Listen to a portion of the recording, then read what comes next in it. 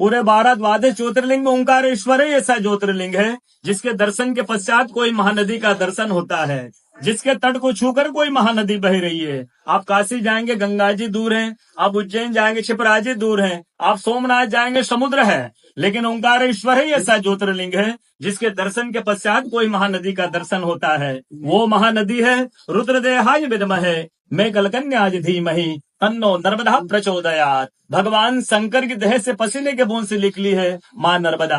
भारत वर्ष में जितनी नदियां हैं सब उत्तर दक्षिण दक्षिण उत्तर की ओर बहती है, लेकिन माँ नर्मदा उदय से अस्सी की ओर बहती है, पूरब से पश्चिम की ओर बहती है। भारतवर्ष में जितनी नदियां हैं उसमें नर्मदा ही नदी ऐसी है जिनके जितने कंकर हैं सब शंकर है। नर्मदा पुराण में ये भी कहा गया है कि नर्मदा जल के स्पर्श होने से जो शिवलिंग निकलता है उसको डायरेक्ट ले जाके पूजा कीजिए, उनको प्रतिष्ठा की आवश्यकता नहीं है। नर्मदा जल स्पर्श होने से तो स्वयं प्रतिष्ठित हो जाते हैं। अयोध्या में राम लला जी की जब स्थापना की गई थी तो नर्मदा का 2.5 फीट का नर्मदा का शिवलिंग राम जी के साथ अयोध्या में स्थापित किया गया था और कहा गया है कि रेवा तटे तपम कुर्यात् मोक्षदायिनी गंगा। कलयुग में आपको तप करना है, नर्मदा किनारे जाइए, और मोक्ष करना है तो गंगा किनारे जाइए। रेवा तटे तपम कुर्यात् मोक्षदायिनी गंगा।